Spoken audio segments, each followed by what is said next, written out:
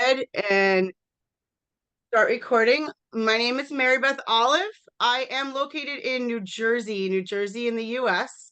I have been with KW, as I said, 21 years. And what I love is I love to be able to pour into our associates and our leadership. I've had the pleasure of knowing the KW Aruba team since 2022, 2021. And I personally have a property on Aruba because I do see some new names, which is awesome. I have a property on Aruba, and I just fell in love with, you know, I'm often here in the States, New York, New Jersey, Florida, impacting agents that have been exposed to Keller Williams leadership, have been exposed to what we've been able to accomplish in the United States and now worldwide. And so it's just really refreshing to be with a group that, you know, can give us feedback and can see for what it is and then make it its own on each island. Now, I know we have Aruba, Bonaire, and Curacao. I know each island is very different, but we're all different. Our sphere of influences are different. The people we know, the people we interact with regularly are different. And so, just to understand my background, I started as an agent. So, I've done, and I'm still operating as an agent and a broker. And New Jersey does have licensing laws, and you have to be a licensed agent for 5 years and have so many transactions to be able to get the broker's license. So I am a broker, and my passion has been in leading. So I was a team leader for 15 years, 16 years, and now I am in KW University instructor, loving bringing our amazing education throughout the country, throughout the world. And my goal is just to continue to lead leaders. So I do have some of you that I speak to on a regular basis. If you need to reach out to me, you just come on and just text me. Just make sure you're not in my spam, right, Sam?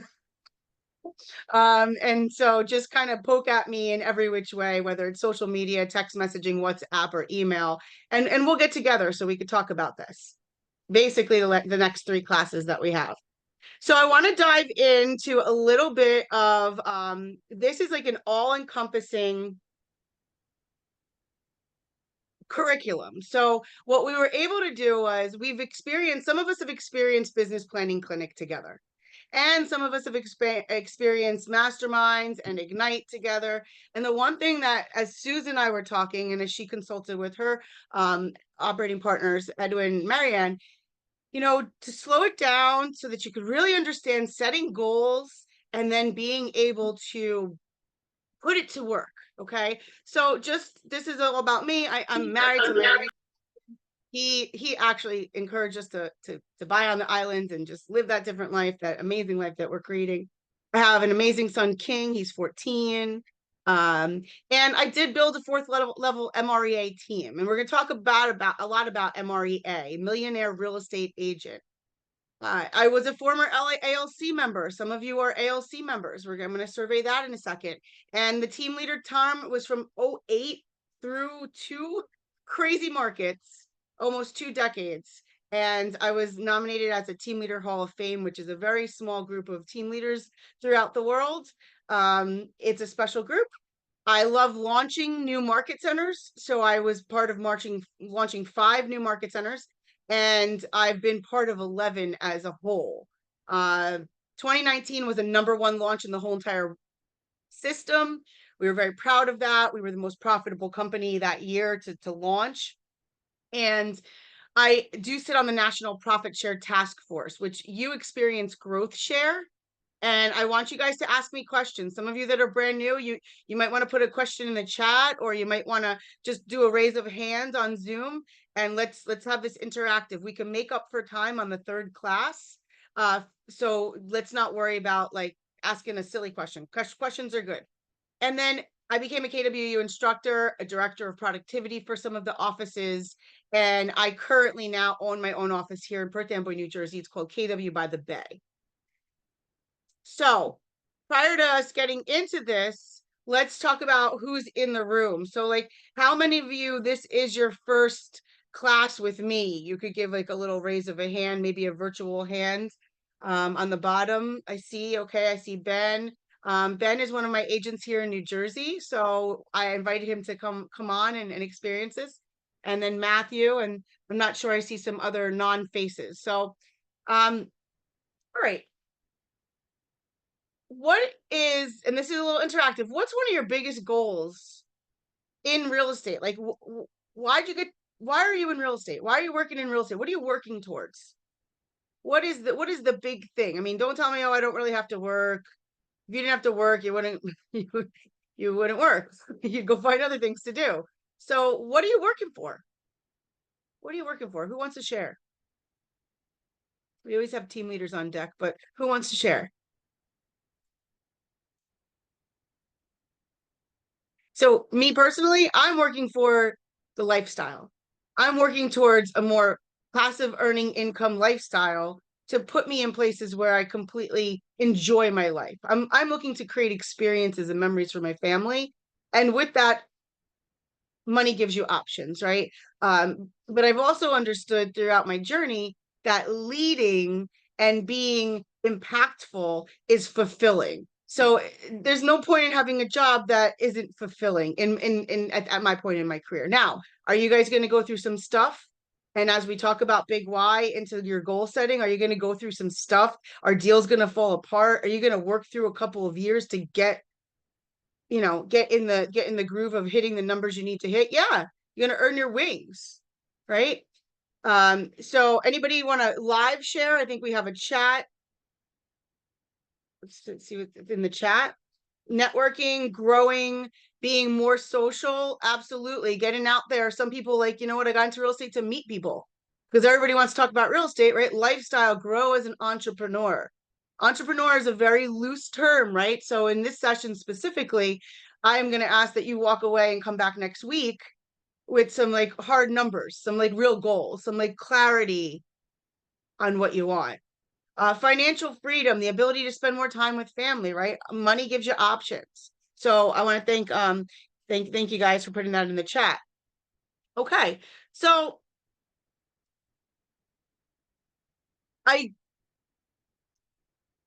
let's see this thing here. Okay. I just want to lay out today. We're going to get started. We're going to go into some models and mindset. We're going to go through the lid exercise. Lid exercise is the foundational exercise to roll it into the economic model. You should be able to walk away today to know how many appointments should I be going for this week so that everything in my lid exercise is, I'm working towards it. I'm working towards it. And so you might not know what lid is yet, and that's okay. This here, I want to remind everybody, this is Keller Inc. KellerInc.com is a site where you can go ahead and buy the books, find the resources. As you see, there's a resource tab. There's some graphs. There's some audio. If you click on the one thing, you're going to go into the one thing website, and it will also give you the ability to sign up for a community, to be part of a one thing community. And inside the one thing community, there's there's a podcast, there's audio listenings, and there's sharing of files inside of the one thing. Okay.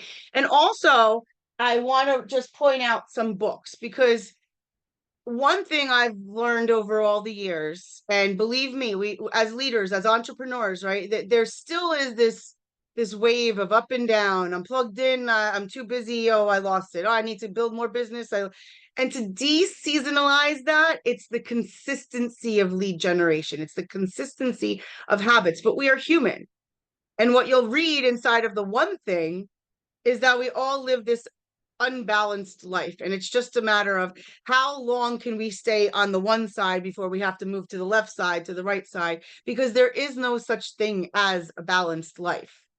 You're always going to be ups and downs. So what I've found, though, guys, is when I am reading, when I am plugged into some good stuff, that it's just going through my mind, the thoughts, the sentences, the paragraphs, the stories, I don't get into my negative thoughts, or I don't let other people's influences, start going like, well, she's not doing so good, or this one over here is struggling, and if you just keep feeding your head with great readings, listenings, networking, you'll be in a better place. So one of my favorite books, and this is nothing to do with real estate, but everything to do with dreaming and possibilities, it's called The Traveler's Gift by Andy Andrews, The Traveler's Gift. And every single chapter is a lesson.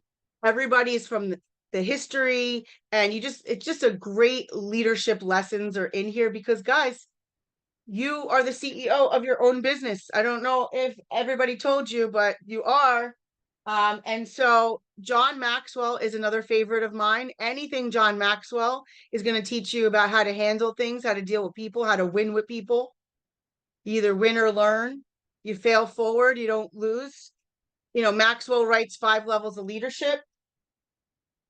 This is something that people often keep on their desk, the 1,000 little things happy, successful people do differently.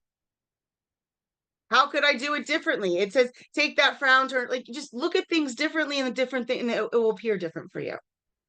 Okay. And then, of course, I always have some journaling. This 5 book will allow you to continue to think about what is going to happen in the next 5 years.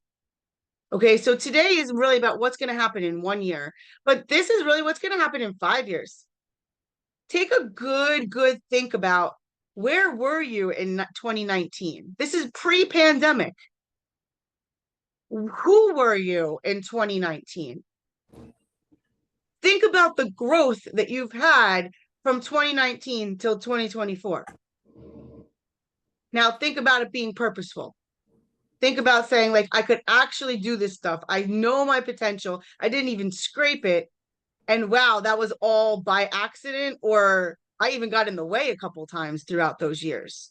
Imagine I got out the way, I got the right coach, I got into the right environment.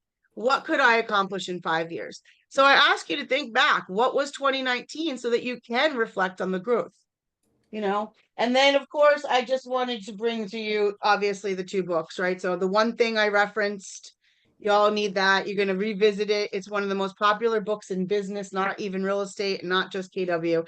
And this is the infamous book that we talk about, which I will make sure that you get, and most of you have in electronic form in the PDF. This is what mine looks like. This is like literally, I can't find the front cover. Okay. So this is what you got to do to a book. You got to really use it and you got to consult it. Hey, let's check it out. Page 132, we're going to visit today. So if you keep yourself in the know, you're much better off.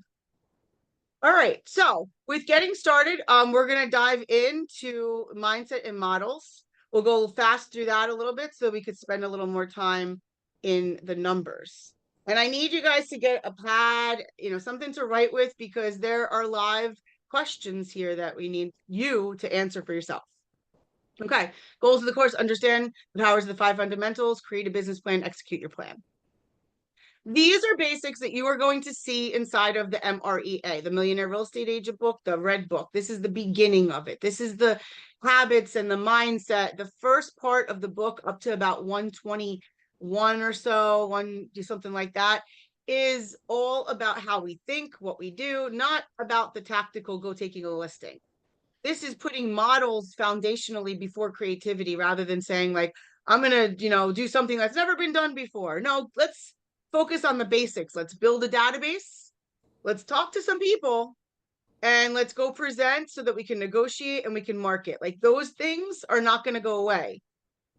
Doing drone videos and spending money on events, like, that is the creative stuff that comes after the models and the systems are put in place. Now, this is probably one of my favorite pictures because, and I'd love if somebody has an example of this, I'd love for you to unmute and go ahead, raise a hand and share. Natural breakthroughs. At every point of life, we have a breakthrough. Like, we can't talk when we come out of the womb. We can't walk when we come out of the womb. But now we start to learn to crawl. We've broken through a ceiling. Now things have to change because now we can reach certain things. We can talk. We can breaking through a ceiling, but more so on an adult level, in a business level, we can only go so far. Our natural ability will only take us so far. Let's take a look at a market center. Take a look at Edwin. Edwin would not be able to do hundreds and hundreds of sales on his own. When he comes into an organization, now we have agents that work inside of the team can do hundreds of units. So we break through the ceiling. What are we going to need if we're going to do hundreds of units? Well, we're going to need staff. We're going to need space. We're going to need marketing. Did we need that when we were doing 5 units, 10 units? No. We take it to losing weight, to gaining weight, to losing weight.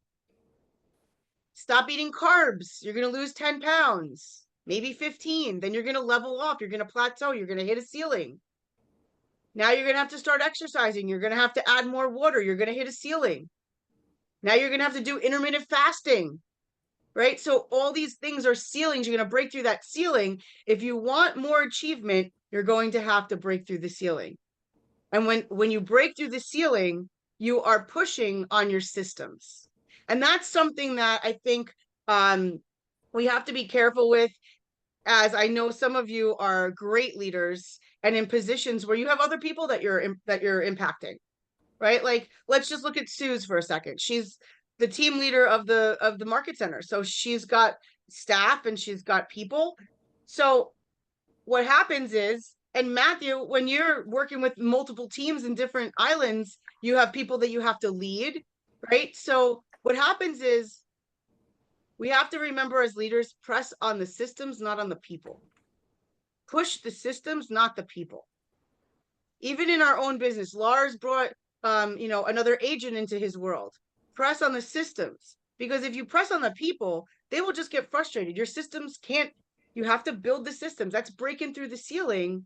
That's when you realize when there's frustration and a little, I can't grow, you have to break through the ceiling. You need to change up the system, expand the system so that the person that's in it actually has a chance and you'll actually be able to grow.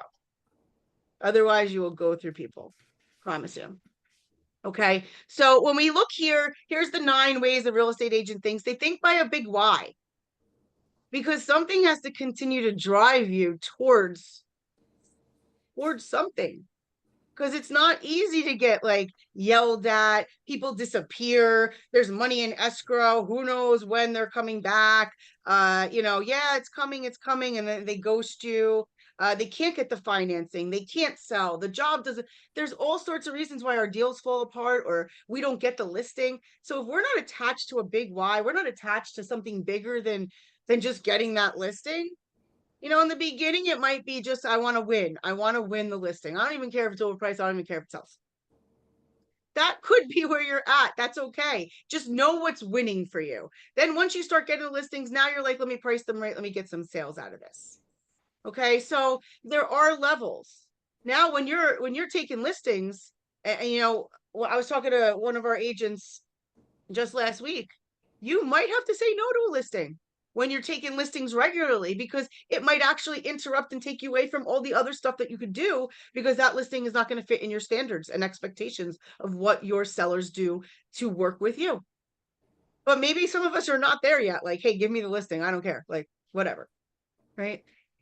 Think big goals, big models. One of my mentors, Gene Rivers, always taught me this. If you are doing 5 deals a year, you better build a business to do 20 deals. Is that where you're going? Well, build the business to do 20 and work into it. Let it expand into it. You can't have small models and expect to have big income. You can't have small habits and expect to have big income. So you think value, customer service, and experience. That is huge right now. There are 3 agents that are on this Zoom right now that I have a personal relationship with. That is one of their main focuses this year, is to make sure the experience is one that is never forgotten. It's not about the price point. It's about how people feel when they sit on your bus. They sit on your plane. I've said that before on different things, that Gary Keller for years was not sitting on the plane with us. He was in the cockpit. He was enjoying the view and not understanding what it was feeling like as an agent inside of the organization. And then we have a voice here. So then things started to change, and for the better for us in certain aspects. So we think competitively, strategically.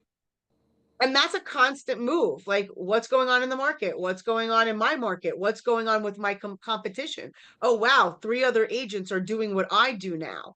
Time to change it up, right?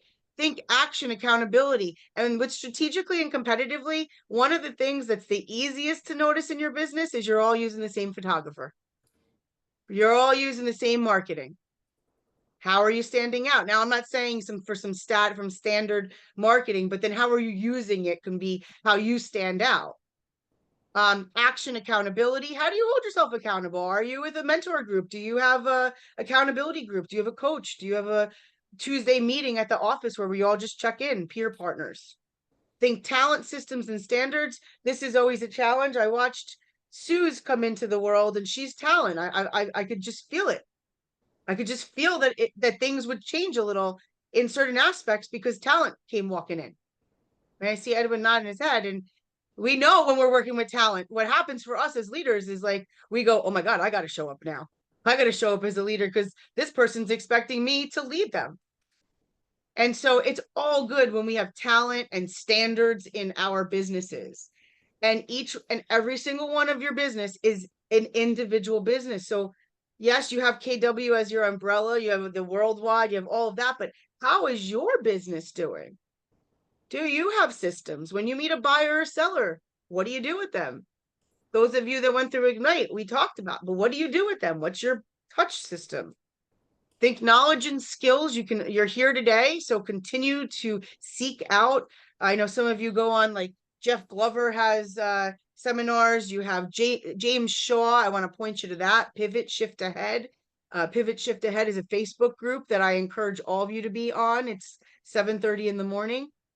8 o'clock is the live show. And think persistence, resilience, and ultimately think profit. Right? One of the questions I put out to one of our agents was, what are you going to do? Let's just say that this market disappears.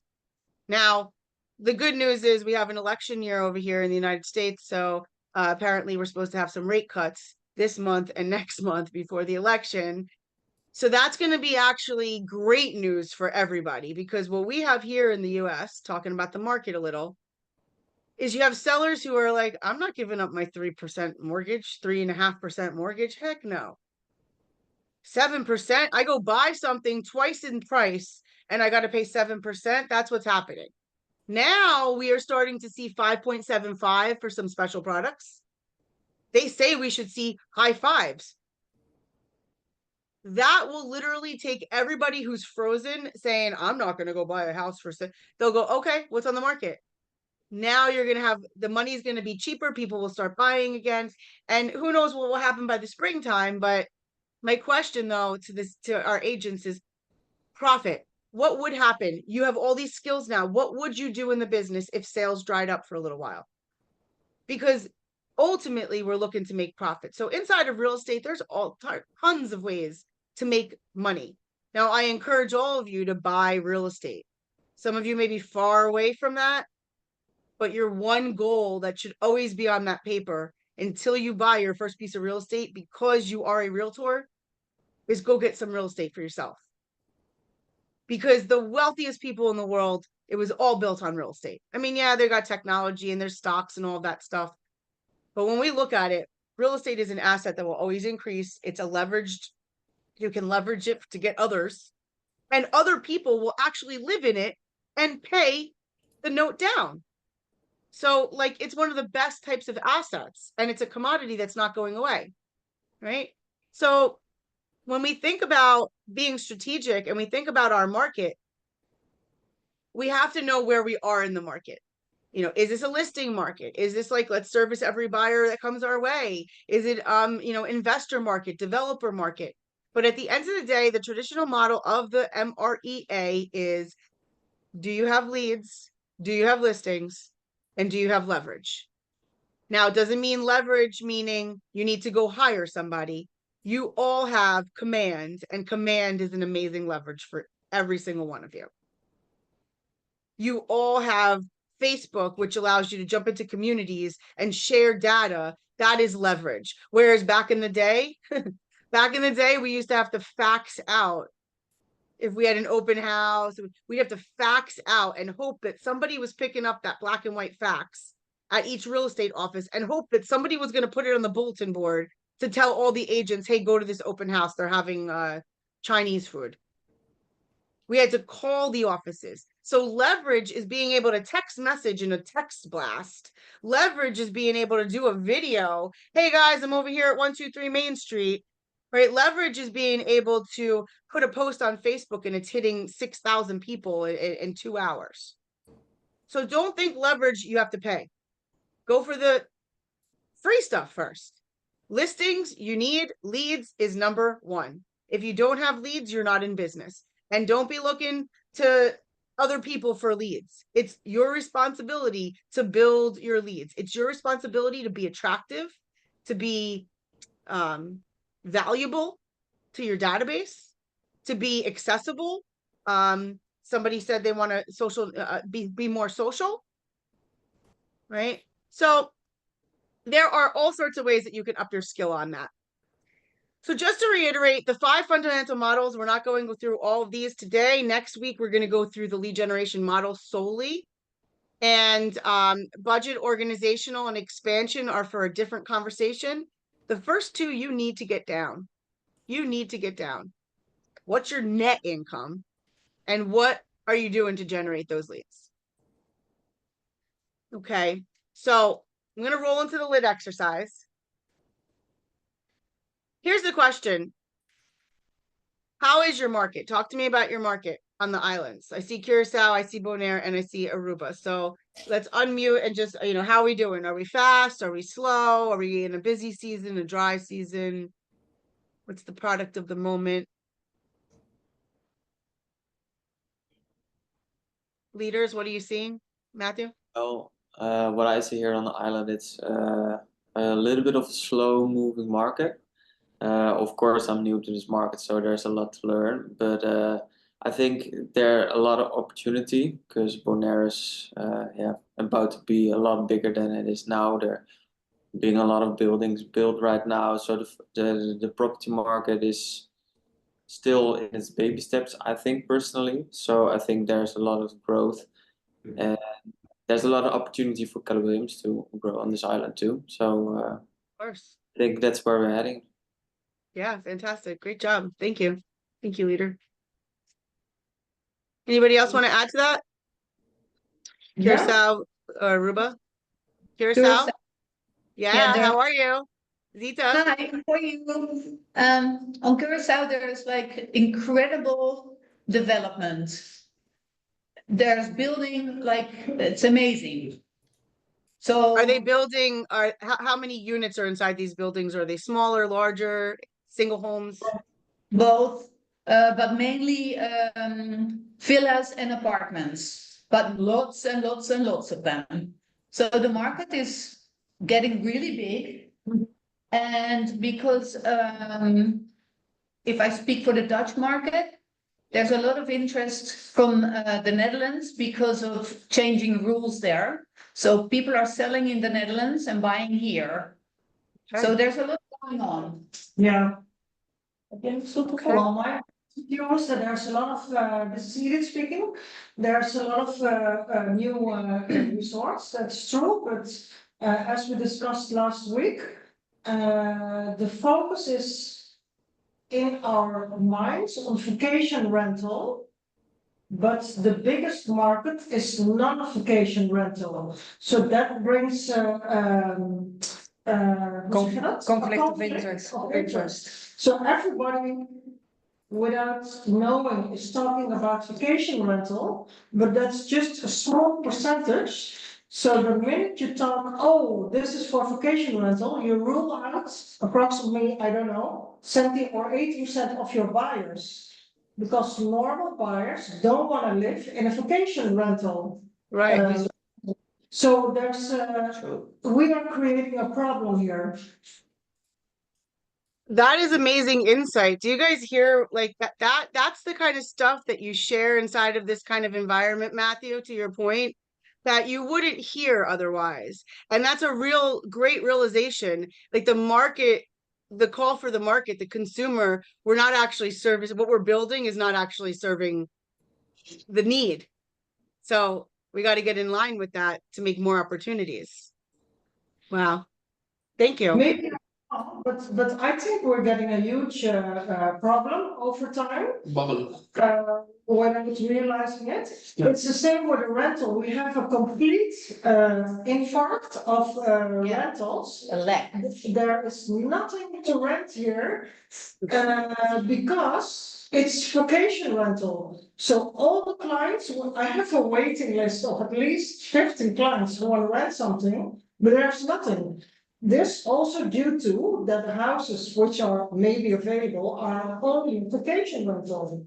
When the investors think that they can only make money on vacation rental, well, you can also make money with short term, semi-short term, 3 months, 8 months, half a year. So the mindset is, in my perspective, a little bit out of line. So it sounds like there's an opportunity there to do something about that, maybe to, to kind of get vocal with it or to make some sort of movement. Edwin, I saw you unmuting. Did you want to share something to that? Yeah, I think it's the same here in Bonaire, of course. So especially for the expats, yeah, people that come here for 2, 3, 4 years, it's very hard to get a decent rental for a decent price. It's $2,500 and up, $3,000 a month. But yeah, we see the same. Yeah, comparing, I think with Curacao, we have an American market, a Canadian market, of course. It's a little slow. December, our high season starts, so this is the time to get listings. Yeah, in comparison with last year, we do actually very good. So it's keeping it's pretty steady.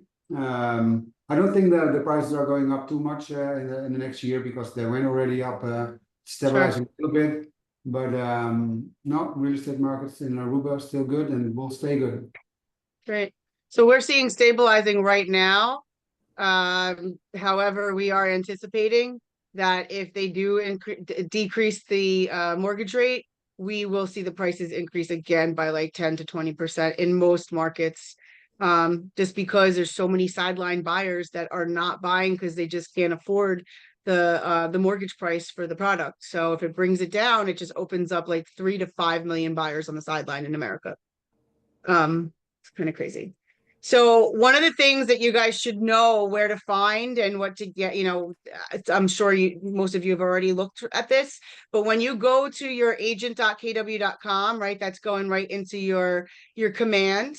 You then go into connect up here, which most of you know about, and you can get great classes. You just type in MegaCamp, MegaCamp 2024. That's where you're going to see the slides. They only pull the slides for America and the US and Canada. However, it gives you a nice idea of what those markets are doing. And right here, this is the presentation. And I also encourage you to go on YouTube, go on the Keller Williams channel for YouTube. You'll find the state of the company, the market update. You could actually watch it live so that you know how they presented, what GDP, how that's impacting our market. But just looking at this, our unemployment is down. Unemployment, job openings, it's really a healthy market when it comes to that. Inflation is through the roof, even though it feels like it's come off of it, but it's crazy here. Food, meat is insane. Inflation, items with falling prices, smartphones, cars, trucks. I mean, you take a look at all of this. We see a lot of people, this is stuff that we're not buying every day. The everyday stuff is, here's the stuff that's rising: insurance, sporting events, healthcare. So these things here are impacting the affordability in the US and in Canada. And so, once again, these numbers are going to impact you. We are recovering. We had an all-time high of like 6 million homes sold right after the pandemic. And then we just lost about 20-25% of our market in units.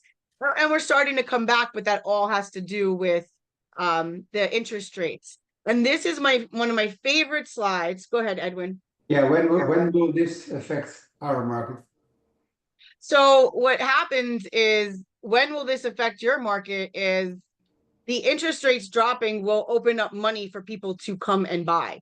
And the other thing that's happening, which I just talked to these people, South Jersey, I was down in the Jersey Shore, when people want to retire and stay in New Jersey, they go down to the Jersey Shore and they buy a little house down there, and it's a lot less expensive than living up near New York.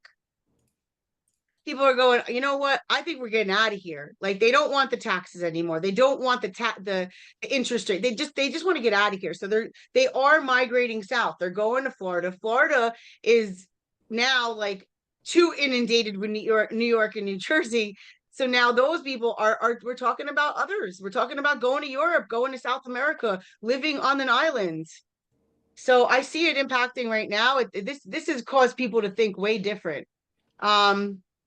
So I just encourage you to go through these slides and have a conversation around, like, here's our mortgage rates. Back in the 80s, it was 16%. So yeah, the last 20 years has been below 6%. This is what people remember. But if you really take a look at history, historically, our average is set almost 8%.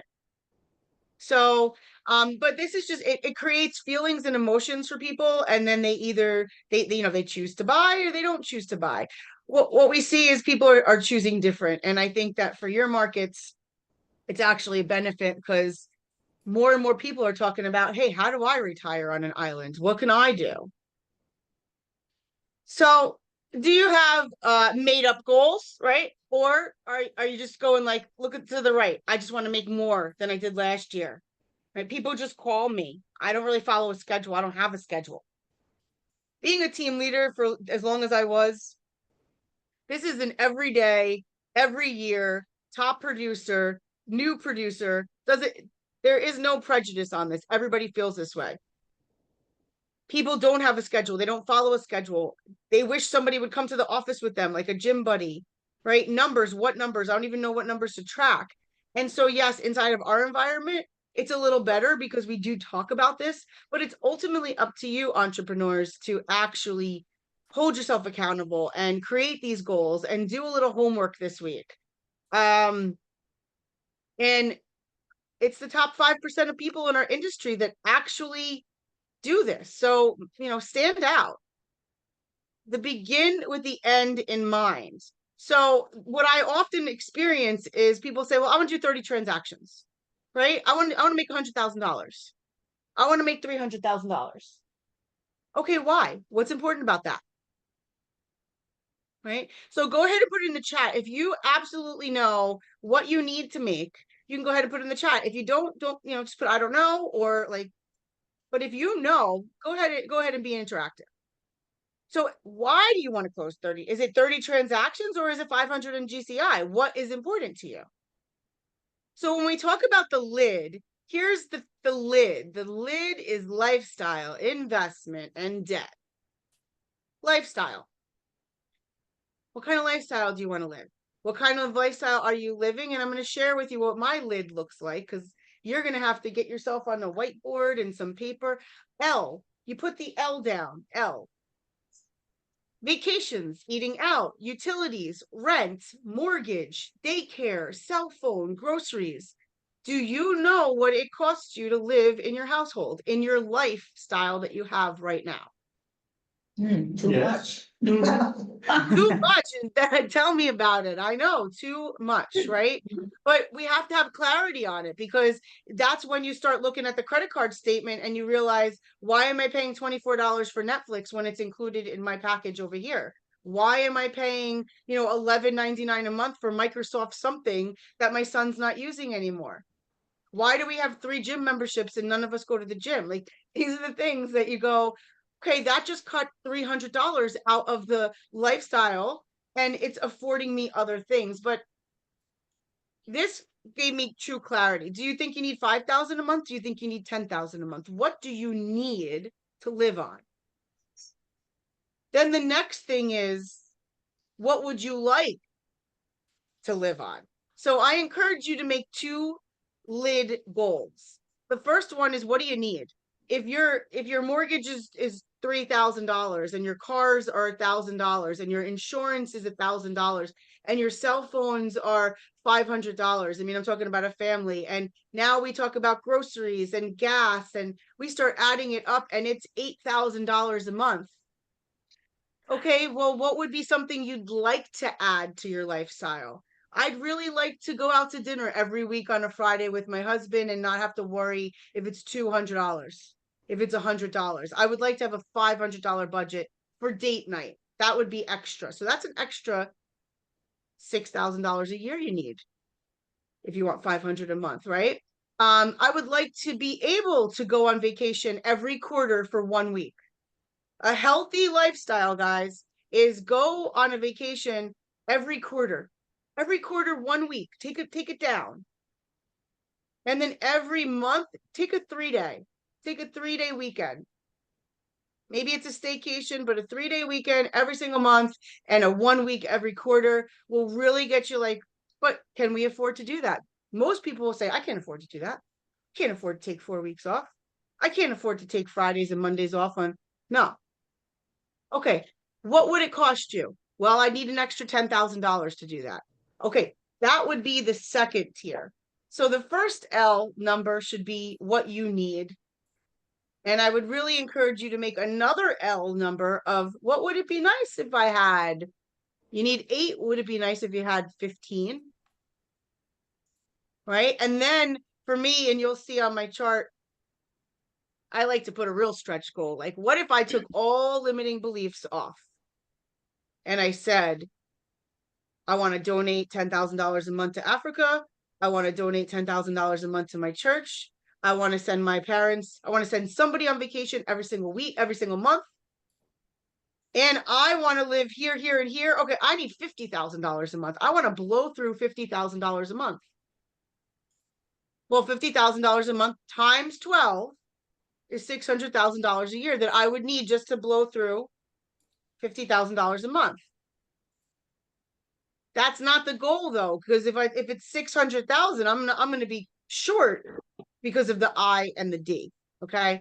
So on L, can some people share and you chat talk? What would be your first tier L and your second tier L? So my first tier L is $15,000. We need to have $15,000 to come in every month to pay for everything that we have an obligation to pay for. Now, some of that is investment properties. But the truth is, if somebody doesn't pay the rent, I still need the $15,000 to pay everybody's mortgage. So my bump up tier is $30,000. Wow, would that be amazing? $30,000 a month that I just spent. Not my taxes, not my debt, not my investments, 30,000 that I could just spend. So share with me, what's a real number for some of our smaller households, maybe some of our bigger households? What's a real number of the first level I need in my lifestyle number?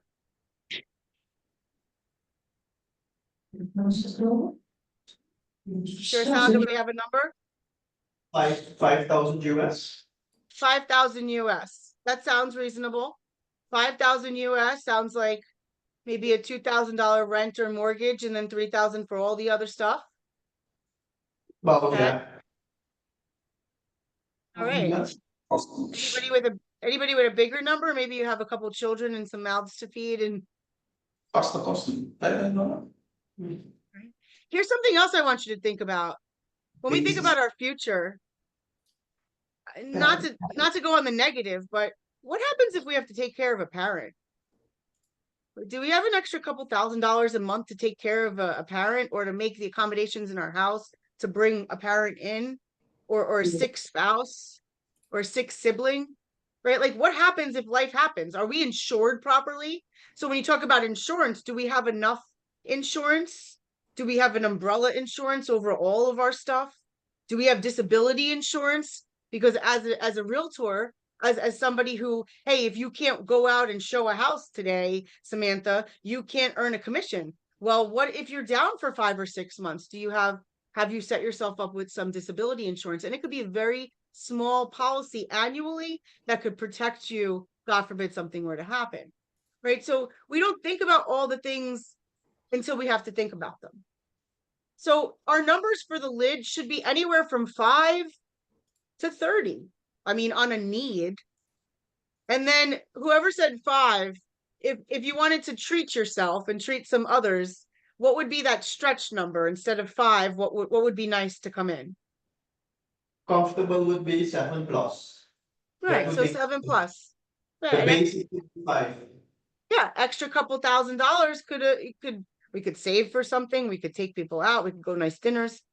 So you take that number L and you have it, I want you to times it by 12. So that is the number you are going to need for L.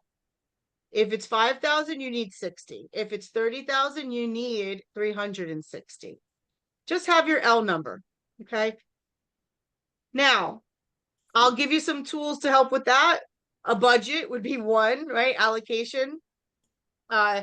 These are some ideas of, we talked about all home care, cell phone, gas, Netflix, and pets.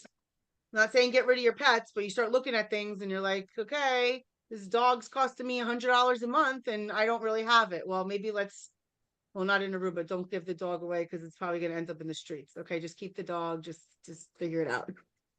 Breaks my heart. Okay, investment. Now, some of you are going to say, I don't have the money for investment right now. High yield savings account. Can you put a couple dollars away a month into a high yield savings account, a money market that maybe yields 5%, 3.5%, right? Real estate down payments. That would be, I'm going to buy a house this year. I'm going to buy an investment. I need 20% down. I need 10% down. How much are you going to spend on investment properties this year? Stocks and bonds. Are you going to buy some of those? If you don't know those, don't buy those. Retirement. If you have an IRA, a Roth, a SEP, as a real estate agent here, SEPs and Roths are, I don't know what we have over there, but, and 401ks we have here and things like that we could feed. College savings, we have 501, 50, what's it called? 509, 529s, which help with education funds, life insurance, CDs. So all of these are considered investments. How many dollars will you be putting aside for your investments this year? Now, if you tell me nothing, I would encourage you, go open something, go open some sort of compound interest account and put $100 in it every month. Just have it in auto, $100. Put $50. Put something that's going to compound interest for you. And if you say, Mary Beth, I'm really not going to do it this year. Okay, then you have no I. There is no I this year. It's just L and D. But the I is investment. So when you're planning for it, and this is where Gene Rivers is like, listen, you want to go buy a house? An asset is the only asset really that you don't need all of the money. You don't need 100% of the money to buy the asset. In some cases in our world, US, you could buy a house at 3.5% down. So you go buy $1 million house. Well, not really, but like $1 million house would be 35,000. So you go buy a $3,500. You go buy I'm sorry, a $500,000 house, and it's only $17,000 you're coming out of pocket. Like it's a $500,000 investment. You only need less than $20,000 to put down if you qualify, right? So at least you need 20%. You could buy a $500,000 asset for a $100,000 investment. So how much will you be spending on your investments? I know for some of us on here, we do have some big goals with investments. Let's put that into the play. I need 50,000. I need 20,000. I need 100,000. Maybe 3 of you are going to buy something together. You're all going to put 5 in. There's 15,000. So investment. So you have your L, you have your I, you plus your I. Now we take a look at the D. Now here's where we get into trouble. We never account for the D. What's the D? Right? The D is the debt. The D is you're going to have to pay taxes. So if your number was 360,000, if your number was 60,000, that is a net number. So how much taxes are you going to pay on the whole machine if you're going to net 60,000 and you need 10,000 for your I? You're going to net. So you take the L plus I. L plus the I is the money that you need. So if you told me I need 60 and then I'm going to need 20 for investments, that's $80,000. Well, how much will you be paying in federal taxes in order to net $80,000? Right? So that D you have to figure out with your tax bracket, with your accountant, have a conversation with the financial person in your world. How much taxes would I pay? How much debt would I have if this is the machine? I want to make this machine 80,000, 60 and 20. I'm going to make a 360. I know some of us have larger numbers. 360 and 50. I need to make 410,000. How much taxes will I pay? I have a HELOC. How much debt do I have there? How much credit cards? I want to get rid of the $20,000 credit card. I want to get rid of the $5,000 credit card. I have a $3,000 medical debt I want to get rid of. So the D is all the debt that you intend on getting rid of in this next year. So you take your L plus your I and your D, you add that all up, and then you have to add your taxes on. So as a rule of thumb inside of here, if you need to make 400,000, well, we're going to tell you you're most likely going to be spending it at least 300,000 in taxes. So your number is 700,000 now. I know it's an uncomfortable conversation. This is what my lid looks like here. This is what I encourage you to draw out this week. And my wheel, okay, the wheel is the pieces of the pie, right? Because I'm not the only person in my household that is producing towards this 30,000, towards this 50,000 goal on the L. Right? So when you add it all up, the first level, if you see this, the 780,000, the next level is 1.2. That's the stretch. But I am not, see, buckets so far. I'm not the only one that is participating. So my husband has a salary. There's profit share. There's rental income. There's percentage of ownership. So you start adding up all of the income and you realize, wow, I only need to make, and let's say it's, now you say, well, I need to make 200,000 in my real estate and the real estate aspect because I have all these other things working for me. So the real estate machine now I need to make 200,000. And that is now the new goal because I thought through it. I thought through the numbers. I thought through what is that money going to do for me? Will it allow? So if you're coming short on your goal, you take a look at what you budgeted for and you know where to cut. So now that you have a lid number, you can actually put it to the economic model. So I'm just going to time out for a second. Give me some ahas there. Talk to me about your lid number or maybe some ahas that you had in looking at these numbers, what your goal number needs to be. And guys, we're in September. So unfortunately, I hate to tell you, it's really like December 10th right now. This is 2025's goals. Because we could close up some business in the next couple months for sure, but the activities we do today are going to absolutely reflect in January. So I just need 2 people to just share with me, and we'll move on. The lid number, what did you discover? Well, the actually economic model in 2020 was totally different than now because our booze is getting so much more expensive, and especially if you're talking about investment properties. Yep. Yeah, we're in the real estate, so if you see something, man, go for it because it's very hard to get a good deal, a small fixer-upper, and I really encourage everybody to do that if you have the chance. Yeah, I agree. Sam, thank you. 150. After looking at that, thinking about that, putting all the numbers together, 150 will get her where she wants to go. You know I was looking at some investment properties. Edwin, you had one that was inexpensive, looked like it needed to be rehabbed. Is it gone already? No, San Nicolas. And then Lars and I were talking about a 4-unit that came on for 454. What was that? 485 was the asking price. Muna had it listed, right? And that one went like that. So that was a good one. 4 units in Nord, right? Palm Beach. So now that you have this, that you have a solid lid number, not just like a fugazi, like, oh yeah, I want to make 150,000, I want to make 200,000. Oh, my number is 100,000. It is a real number. It matters to you. This here is page 132 out of your MREA. This is the economic model. You'll see it a couple different ways, but you're going to start now with, hey, I need to make 150,000, Sam. So you're going to go ahead and put that 150,000 right on the bottom. You're going to say my net number needs to be 150. Now, 150, how much expenses is Sam going to encounter to make her 150? Well, she's going to cap, right? We're not going to get into all that because we got the budget model at another time, but she's going to cap and she's going to have operating expenses. And maybe she's going to pay some people referrals because they referred her business in. So she's going to have money that's going to go out so she can net 150. So her gross revenue, this gross number needs to be bigger than 150, guys. If your number was 100, it needs to be bigger than 100 to 4, it needs to be bigger because it needs to encompass the expenses that you will encounter. And so then once, and Sam, you know, you and I will talk about this, but maybe it's 200, maybe it's 225, depends on if she's going to bring people in. So let's say it's 200. How much of the business is coming from buyers and how much is coming from sellers? And to the market that you're in right now, as Edwin just said, go get the listings. You go get the listings, you get the listings and the buyers. If you only have the buyers, you are susceptible to wait for everybody's listings to come on.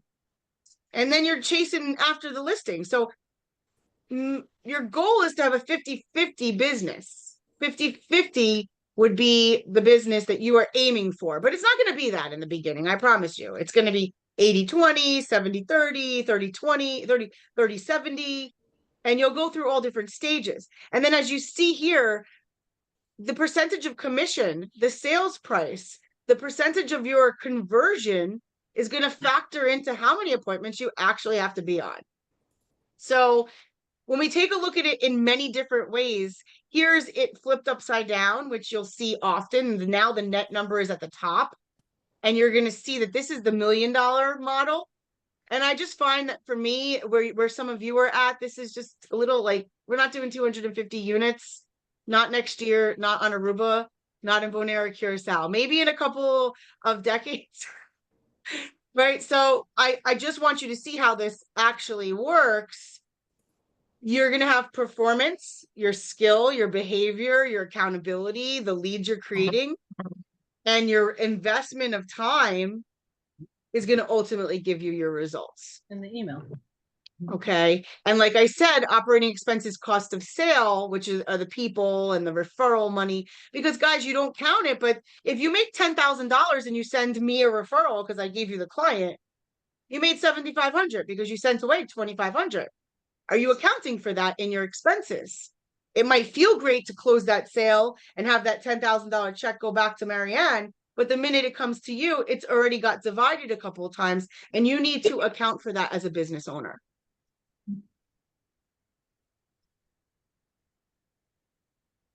And I want to show you, and I'm going to give you this thing right here. Okay. So this is when it's a formula. So to Sam's point, Sam wants to make 150,000, right? And I'm assuming, I think for that amount, she'll be looking at, let's just call it 25 and 25. So she will need to make $200,000.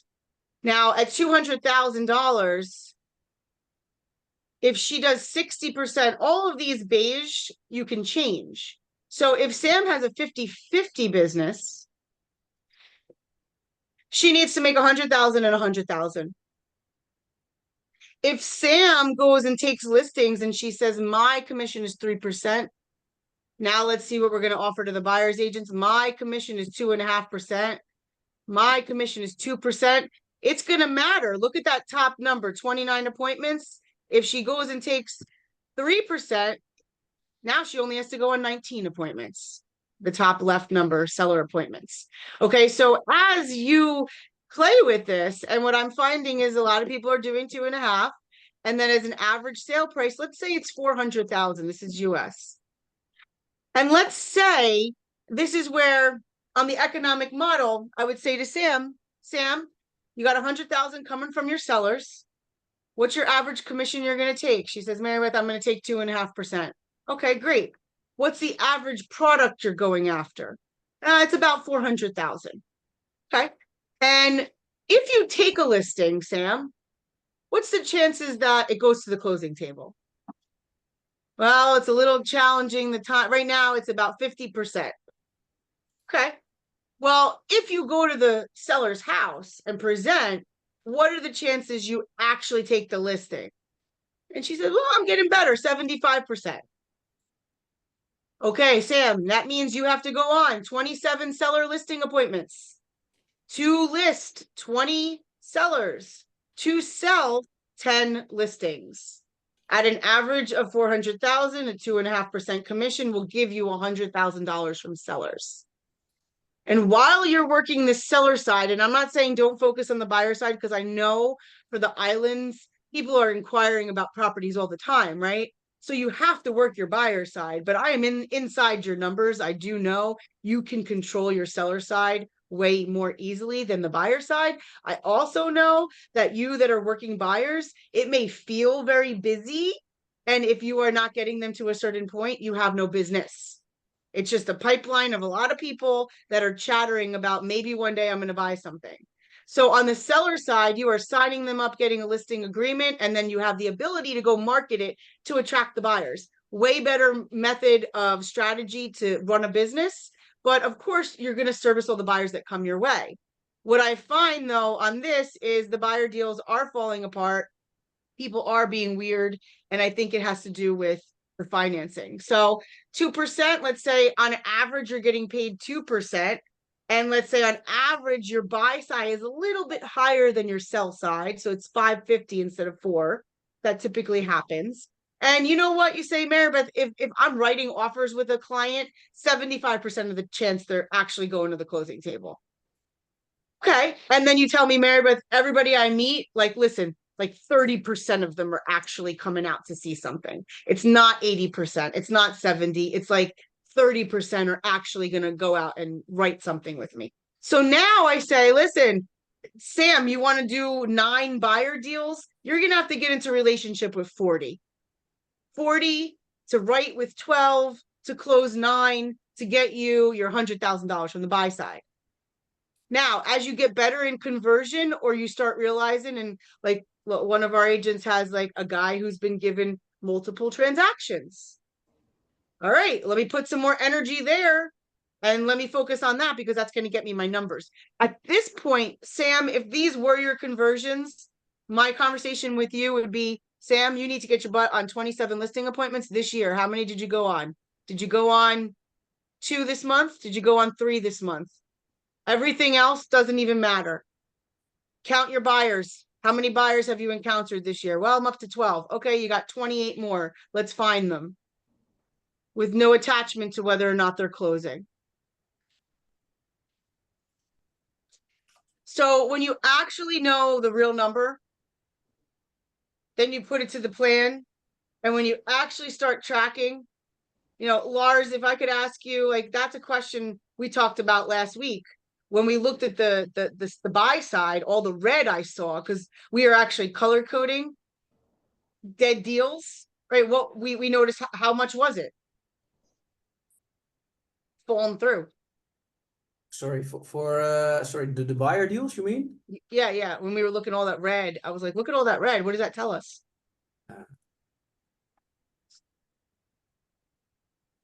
I'll answer for him. Don't worry.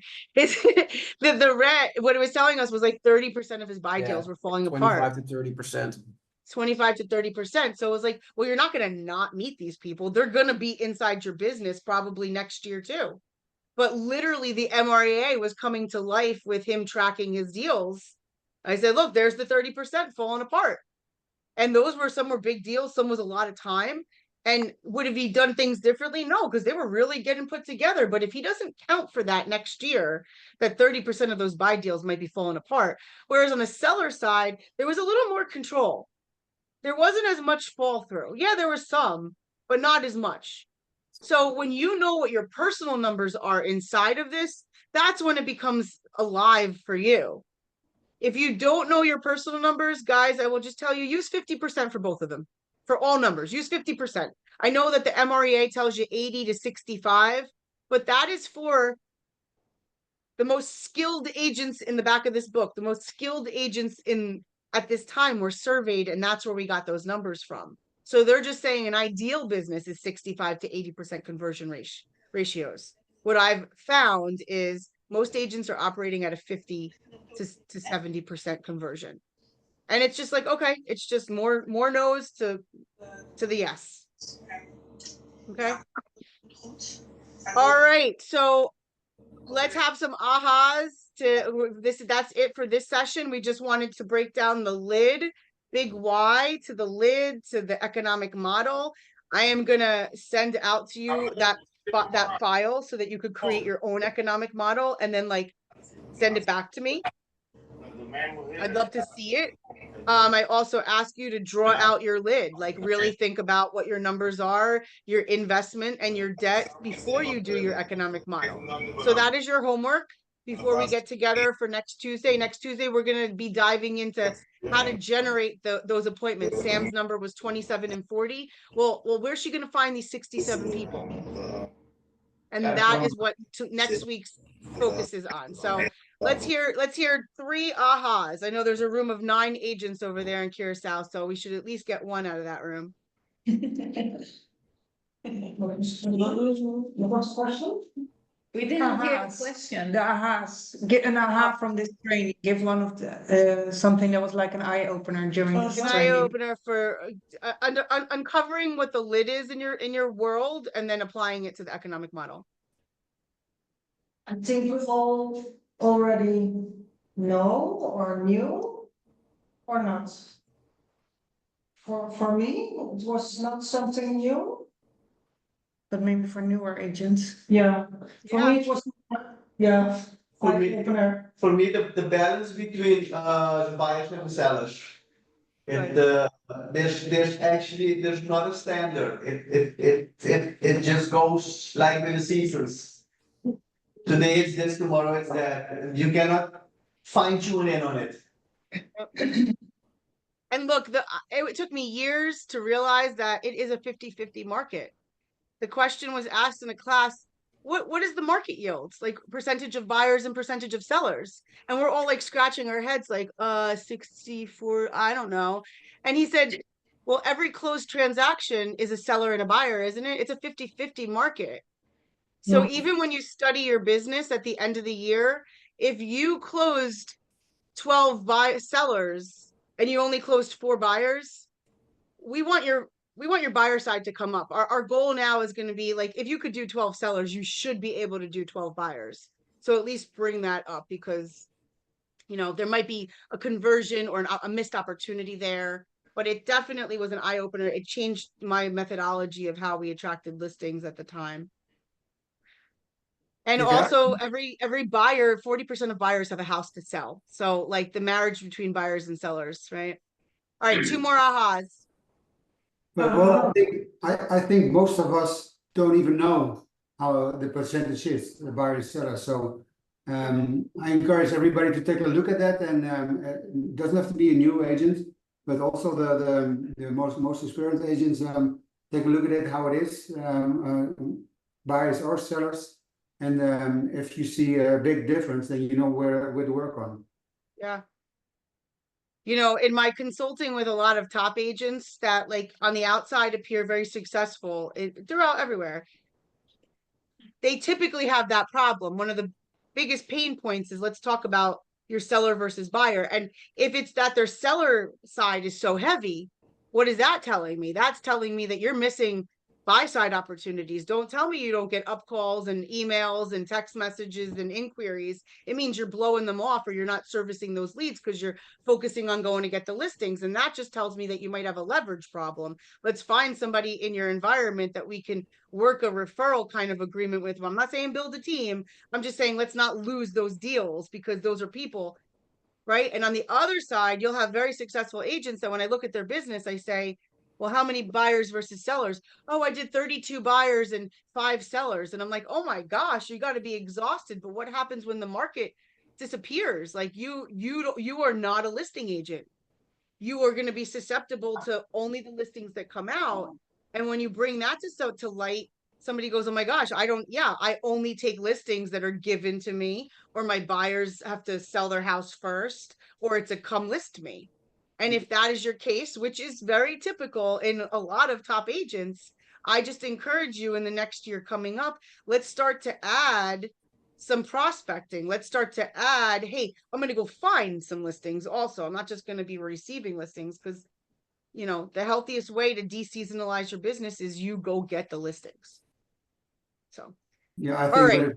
that has all to do, of course, with the touches you do. Yep. I think it's very important that you know, and you keep in contact with your clients, I just heard last week, Lars came here and he was sending a postcard to Dubai. Those things make the difference, I think. Handwritten anything makes a difference. If any of you sent me a postcard from Aruba, even though it could just say hi, I would be right? You'd be smiling like, oh my gosh, I got a postcard. Wow. A little letter. And on a local level, guys, taking the time out to write handwritten notes to people that you talk to every day, like, hey, it was great catching up with you. You know, we need to get together more often. Have a cup of coffee on me. And we're going to talk a lot more about ideas next week about lead generation, but there are so many ways to go ahead and do it. So this week, I'm just going to once again task you. Your action item is to go ahead and create your lid and your economic model and send it to somebody. I don't care. It could be me. It could be your leader. It could be your spouse. I will ask you to share it with your spouse or whoever's in your house, because that's the other thing. As leaders, sometimes we operate in a vacuum, and you have to remember that there's other people that can help contribute towards these goals. So we also got to tell people. That's how we stay accountable, and that's how things become a reality when we share what our goals are. So glad to be back. Once again, Mary Beth Olive. We just finished our first session of the MREA Ignite Your Business, covering lid and economic model. And then we will be back next Tuesday at 10 a.m. Invite others if they're not here. Go ahead and we'll be back at 10 o'clock next week. Okay? Thank you very much. Bye, guys. Bye. Thank you. Bye-bye.